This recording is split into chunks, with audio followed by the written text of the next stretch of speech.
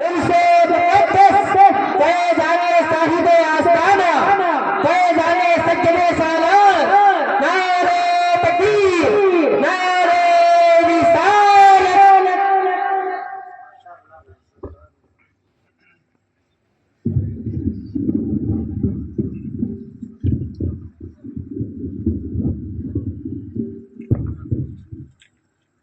Stage پر رونق افروز علماء کرام، معزز سامعین کرام، پردہ نشین میری مائی بہن، السلام علیکم ورحمۃ اللہ وبرکاتہ.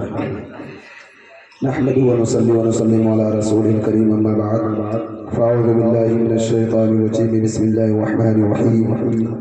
الرجال قوامون على النساء، صدق الله العظيم وصدق رسوله النبي الأمين الكريم، ونحن على ذلك لمن الشاهدين والشاكرين، والحمد لله رب العالمين. آئیے ہمارا آپ سب سے پہلے سب سے گمت میں آرام فرمانے والے آقا و داتا، مدینے کی تاجدار، دونوں عالم کے مالک و مختار، ہم غریبوں کے غم گسار، سید ابرار و اخیار، شہنشاہ ذی وقار، کائنات کے اولی فصل بہار، رہبر اعظم نیر اعظم جناب احمد مجتبی محمد مصطفیٰ صلی اللہ تعالی علیہ وسلم کے دربار عالی شان میں نہایت ہی عقیدت و محبت کے ساتھ اپنے غلامی کا ثبوت دیتے ہوئے درود شریف کا نذرانہ پیش فرمانے کی سعادت حاصل کریں. پڑھیں بآواز بلند، اللہم صلی علی سیدنا مولانا محمد بارک وسلم، صلاۃ و سلام علیک یا رسول اللہ صلی اللہ تعالی علیہ وسلم. ہے عورت کے رنگ بے شمار، ہے عورت کے رنگ بے شمار، کبھی کبھی کبھی پھول کبھی خار، تیرے آنسو کے ہیں کتنے روپ، کبھی شبنم کبھی طوفان کبھی آبشار. حضرات میں یہی سمجھ رہا تھا کہ لگ رہا ہے میرا نام اگلے عرس میں آئے گا، پینڈنگ میں چلا جائے گا میرا نام، مگر یہ انس بھائی کی مہربانی ہے اور یہ عامر بھائی کی مہربانی ہے کہ اسی سال میرا نام آ گیا ہے. مولانا عارف صاحب کی موجودگی میں اور بڑے بھائی اکرم رضا اور انس صاحب کی وغیرہ کی موجودگی میں بس 15 منٹ کے لیے آپ کے روبرو ہوا ہوں. اگر آپ لوگ بوجھ نہ سمجھے تو اپنے دونوں ہاتھوں کو اٹھا کر کہہ دیں یا رسول اللہ. میں نے جس آیت کریمہ کی تلاوت کی ہے اس کا آسان ترجمہ یہ ہے کہ اللہ تبارک و تعالیٰ نے عورتوں کو، مردوں کو عورتوں پر طاقتور بنایا. آپ تاریخ کا مطالعہ کیجئے، آپ زمانوں کا مشاہدہ کیجئے تو آپ کو معلوم ہوگا کہ ہر دور میں مرد حاکم رہا ہے اور عورت محکوم. حضرات گرامی، اللہ تبارک و تعالیٰ نے انسانوں کی ہدایت کے لیے 1,24,000 انبیاء کرام کو مبعوث فرمایا. سب کے سب مرد تھے، نبوت کا تاج کسی عورت کے سر پر نہ رہا. تاریخ اس بات پر شاہد ہے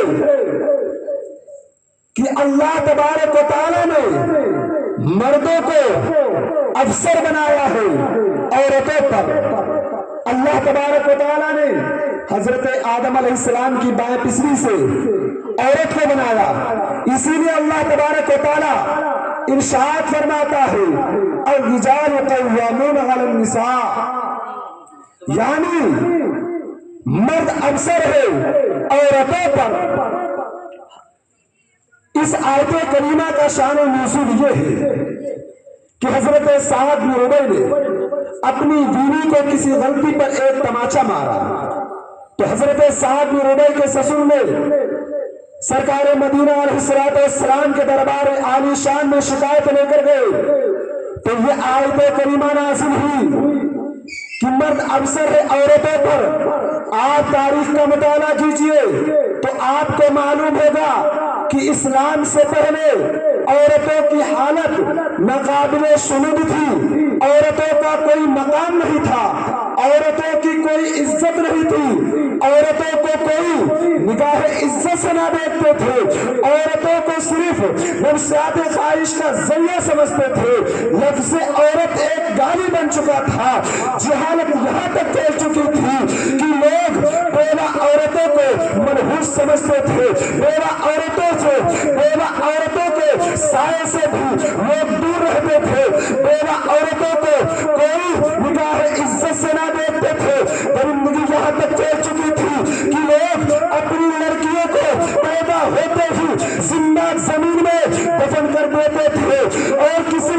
का बाप या भाई बनना सबसे बड़ी गाली थी। और औरतों को हालत ऐसे निफास में अपने से दूर रखते थे, यहाँ तक कि उनके खाने पीने के बर्तन को भी अलग कर देते थे। औरतों को नापाकी और गंदगी का मुजस्समा तस्वीर करते थे, औरतों के साथ जानवरों जैसा सलूक करते थे, औरतों को उसके बाप के तरका से हिस्सा देने का कोई सवाल ही नहीं पैदा होता था। उस दौर में बेवा औरत अपनी उजड़ी हुई जिंदगी को दोबारा बसाने का तसव्वुर नहीं कर सकती थी। औरतों को कोई हक हासिल नहीं था, औरतों को ज़बान खोलने की इजाजत न थी, औरतों की फरियाद सुनने वाला कोई नहीं था। औरत एक हकीर मखलूक समझी जाती थी, यहाँ तक कि औरत जुल्म सितम का मुजस्समा बन चुकी थी। मगर बरादरान मिल्लत इस्लामिया कुर्बान जाओ, जब मुस्तफा जाने रहमत सल्लल्लाहु अलैहि वसल्लम इस दुनिया में तशरीफ लाए तो आपकी बदौलत औरतों को अपना खोया हुआ मकाम मिल गया। और आप सल्लल्लाहु अलैहि वसल्लम ने औरतों के साथ उसने सुलूक का हुक्म दिया। और आप सल्लल्लाहु अलैहि वसल्लम ने इरशाद फरमाया, ऐ लोगों, औरतें लड़कियां इसलिए नहीं पैदा की जाती है कि तुम उन्हें जिंदा जमीन में दरगोर कर दो, बल्कि इसलिए पैदा की जाती है कि वो तुम्हारी माँ बन सके, वो तुम्हारी बहन बन सके, वो तुम्हारी बेटी बन सके, वो तुम्हारी बहू बन सके। और बेवा औरतों को मुआशरे में जीने का पूरा हक है। और आपने सिर्फ बताया ही नहीं, बल्कि 25 साल की उम्र में एक 40 साल बेवा औरत से शादी करके बेवा औरतों के मकाम को दानो रोज में पहुंचा कर दिखा दिया।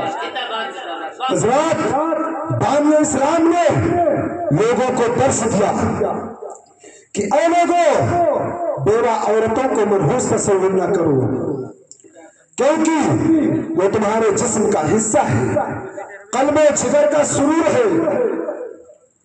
उसको निगाहे इज्जत से देखो, क्योंकि वो तुम्हारे घर की मलका है। और बानिया इस्लाम ने लोगों को दर्श दिया कि ऐ लोगों, बेवा औरतों को भी माशरे में जीने का पूरा हक है। और बानिया इस्लाम ने लोगों को बता दिया कि औरतों के हुकूक जो तुम पर वाजिब है उन्हें अदा करो। बानिया इस्लाम ने लोगों को बता दिया कि औरतों के साथ हुस्न सलूक का मामला करो, औरतों के साथ जानवरों जैसा सलूक ना करो, वरना आने वाली नस्ल तुम्हें कभी माफ नहीं करेगी। बरादरान मिल्लत इस्लामिया, इस्लाम दुनिया में फैलने के बाद औरतों का मकाम दाने उरूज में पहुंच गया और लोग औरतों को निगाह इज्जत से देखने लगे। और ये इंसान जो अपनी लड़कियों को जिंदा जमीन में दरगोर कर दिया करते थे, अब उनको आंखों पर बिठाने लगे। मुआशरे में औरतों को जीने का पूरा हक हासिल हो गया। इंसानी जिंदगी के हर गोशे में औरतों को उनको उनके हुकूक दिए गए जो उनको हासिल न था। वो इंसान जो औरतों को जानवर समझते थे, अब घर की मलिका समझने लगे। बरादरान मिल्लत इस्लाम, बरादरान मिल्लत इस्लामिया, इस्लाम ने जो मकाम औरत को दिया है, इस्लाम ने जो रिफात औरत को दिया है, जो बुलंदी औरत को दिया है, जो इज्जत औरत को दिया है, जो हुकूक औरत को दिया है, तारीख गवाह है। न आज तक कोई मज़हब दे सका है और न क़यामत तक दे सकते हैं। हज़रात, बस मैं अपनी आखिरी बात आप तक पेश करने के बाद अपनी जगह ले लूंगा। हज़रात गिरामी, इस तरक्की याफ्ता दौर में बाज़ डिग्री याफ्ता औरतें, बाज़ तालीम याफ्ता औरतें इस्लाम पर ये इल्जाम लगाती है कि औरतें इस्लाम पर ये इल्जाम लगाती है कि इस्लाम औरतों को चादर में रखकर मुक़य्यद करना चाहता है, औरतों को चार दीवारी में रखकर औरतों की आजादी को छीनना चाहता है। बाज़ औरतें इस्लाम पर यह इल्जाम लगाती है कि इस्लाम औरतों की आजादी को छीनना चाहता है। اونچی سوسائٹی کی بعض عورتیں اسلام پر یہ الزام لگاتی ہے کہ اسلام عورتوں کی ترقی کو پسند نہیں کرتا ہے. بعض عورتیں اسلام پر یہ الزام لگاتی ہے کہ اسلام عورتوں کو چادر میں محصور کر کے کرنا چاہتا ہے جو صحت کے لیے بہت مضر ہے. برادران ملت اسلامیہ، میں ان تعلیم یافتہ عورتوں سے پوچھنا چاہتا ہوں، میں ان ڈگری یافتہ عورتوں سے پوچھنا چاہتا ہوں کہ تم الزام کس پر لگا رہی ہو؟ اسلام پر نہیں بلکہ اپنے محسن پر اسلام لگا رہی ہے، بلکہ اپنے محسن پر الزام لگا رہی ہے.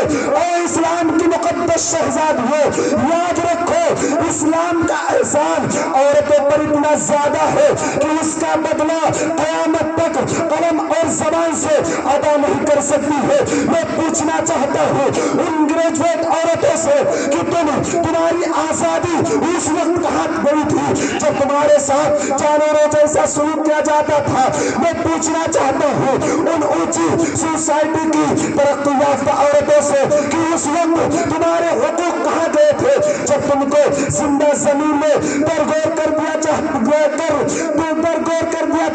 تھا. میں پوچھنا چاہتا ہوں ان سند یافتہ عورتوں سے کہ اس وقت تمہارے حقوق کہاں گئے تھے جب تم کو نجاست کا مجسمہ تصور کیا جاتا تھا.